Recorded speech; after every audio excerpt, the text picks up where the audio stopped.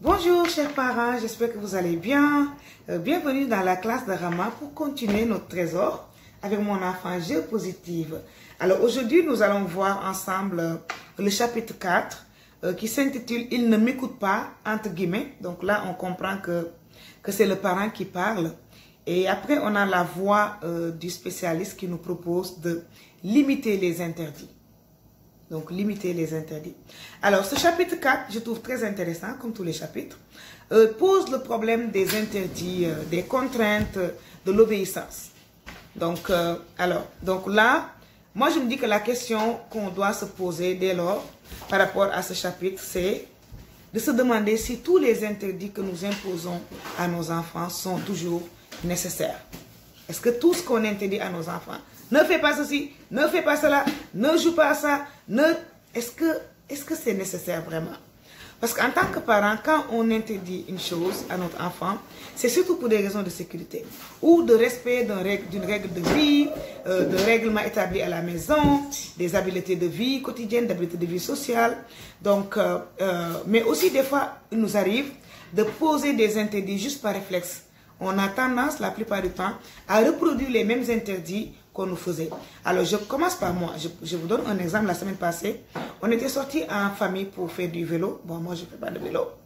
Et puis, j'étais là, derrière mes enfants. Attention, il y a une voiture qui s'en vient. Il y a un arbre. Attention au poteau. Et après un moment, mon mari me dit, tu es en train de reproduire tes peurs. Tu es en train de projeter tes propres peurs sur les enfants. Voilà ce qui s'est passé. À force de faire attention, à force de m'écouter, mon garçon a fini par se faire une embardée et il est tombé avec son vélo. Il s'est fait mal au genou. Je m'en suis voulu, surtout que j'ai réalisé que c'était moi le problème. Donc là, des fois, on projette nos peurs sur les enfants, on leur interdit des choses qui, logiquement, ne sont d'aucun danger pour eux. Donc quand je parle d'interdiction, évidemment, là, on ne peut pas laisser un enfant y aller par lui-même, non. Le parent, il est là pour structurer l'enfant. Mais c'est juste que des fois, il faut comprendre qu'il nous arrive d'en faire un peu trop. Tu dis à ton enfant, ne cours pas. Alors qu'il est dans un espace, avec tout ce qu'il faut, il n'y a aucun objet, tout est sécuritaire. Tu lui dis juste, ne cours pas. Quand ton enfant te pose la question à savoir, papa ou maman, pourquoi je ne peux pas courir, tu ne peux même pas lui répondre. Tu n'as même pas la réponse.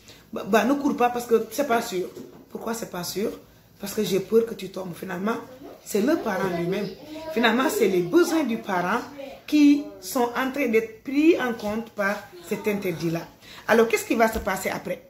Alors, donc, on nous dit que, bon, moi je suppose, je l'ai toujours pensé, donc là, c'est moi, c'est mon idée. Donc, je me dis qu'il n'est pas très bien de trop empêcher à son enfant d'explorer, d'essayer des choses, d'apprendre à développer son autonomie, son habileté de penser en lui interdisant tout le temps des choses. Un enfant qui vit beaucoup d'interdits peut se sentir frustré parce qu'il va vivre du stress. Et ça peut développer aussi des comportements non souhaitables. Ça va apporter des crises, des pleurs, une révolte parce qu'il vit des frustrations et ne sait pas comment les exprimer. Prenons l'exemple d'un petit enfant, un bébé de 2 ans qui a envie de manger, d'utiliser ses doigts pour manger. Et là, tu as sa maman parce que tu n'as pas envie que l'enfant se salisse les doigts.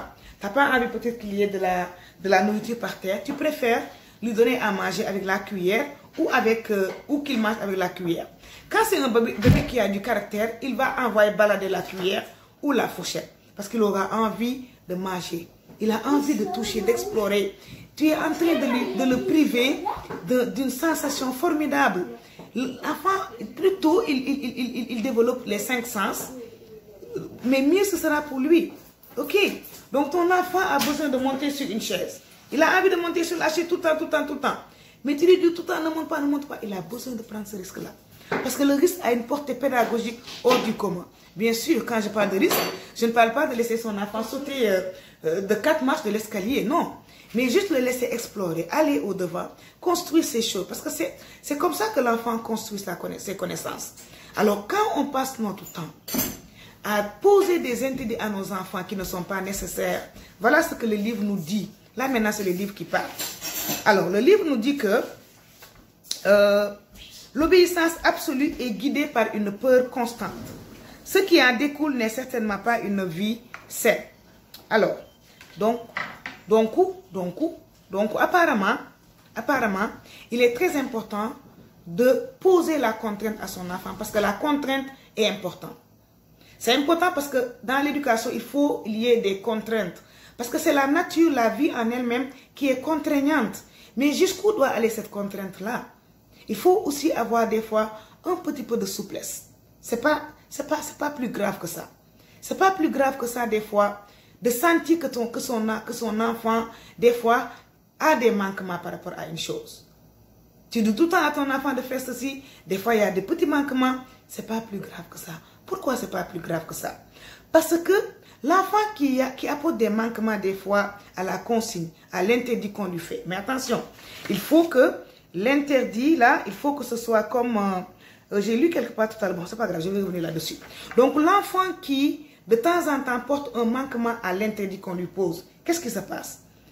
Il gardera une personnalité affirmée qui n'est pas modelable.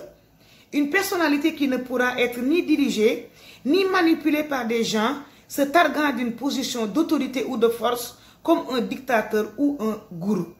Et après il nous dit, la terrible conséquence que l'on peut craindre lorsqu'un enfant est trop obéissant, c'est la facilité avec laquelle, adulte, il pourra être enrôlé ou manipulé. Alors en Afrique, on est foutu. On est foutu parce qu'en Afrique, l'enfant n'a pas le droit de dire non. Alors là, aujourd'hui, je vais juste faire appel aux défenseurs de la discipline punitive. Il faut comprendre une chose. Il faut savoir d'abord que quand on parle de discipline positive, ce n'est pas l'affaire des autres. Il faut aussi comprendre aussi que l'éducation traditionnelle, telle qu'on l'a reçue, telle que nos parents l'ont reçue, n'est pas blanche comme neige. Il faut qu'on accepte ça. Il faut qu'on accepte que, il y a des exceptions, hein, attention. Mais il ne faut pas aussi se braquer sur le fait que, oui, un enfant, il faut le massacrer, il faut non, please, come on. Respirons. Respirons, lâchons un petit coup là. Parce que c'est clair qu'en éducation, il faut qu'il y ait la contrainte. La contrainte, elle est nécessaire, elle doit exister. Parce qu'il faut savoir que c'est la nature en elle-même qui est contraignante. L'enfant a besoin de vivre des contraintes parce qu'il n'est pas encore prêt. Un enfant n'est pas encore prêt pour évaluer peut-être un danger quelque part. On le dit ici quelque part, on dit ici que un moment survient inévitablement où une personne responsable est forcée de s'opposer à certains actes ou d'empêcher certaines activités dont l'esprit trop jeune de l'enfant n'est pas capable de prévoir les conséquences qui peuvent être néfastes.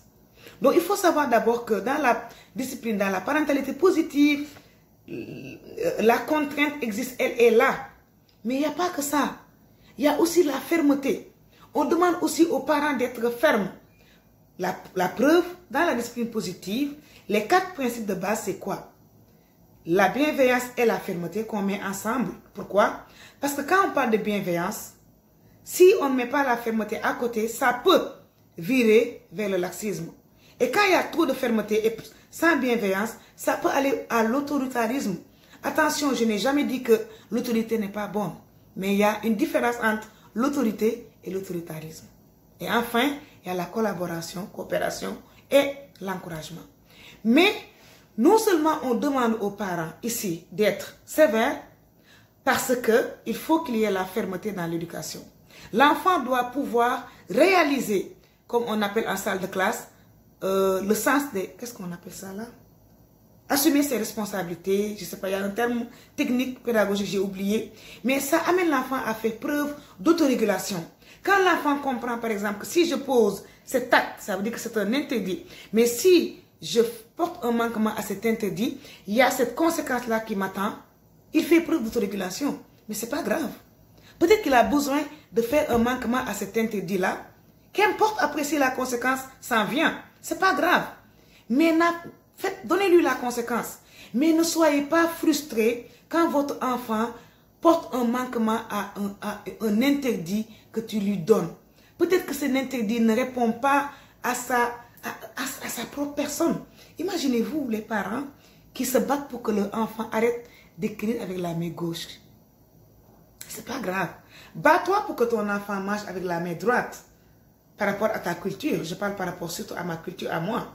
Mais si ton enfant écrit avec la main gauche, si ton enfant découpe, colorie, bricole avec la main gauche, parce qu'il est gaucher, alors tu essaies par exemple de poser un interdit par rapport à cela, tu es en train juste de tuer ton enfant.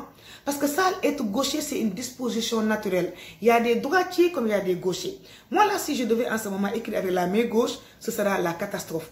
Mais un gaucher, un enfant gaucher, tu l'obliges à écrire avec la main droite, écoute, franchement, tu n'as même pas idée à quel point tu es en train de frustrer cet enfant-là. Donc, il est très important donc d'être sévère, d'être contraignant en éducation. Donc, un acte, un interdit qui a été bravé, tu poses ta conséquence d'après les règles de vie que tu as préétablies ou que tu as co-construit avec ton enfant. Mais, il faut savoir aussi une chose. Dans ce concept ou cette conception-là de la sévérité, une faute qu'on doit punir, une faute à laquelle on doit apporter une conséquence, il faut savoir que si par exemple l'enfant fait un interdit, brave quelque chose, brave un interdit, attends, tu vas voir, tu as fait ceci, attends que ton papa arrive.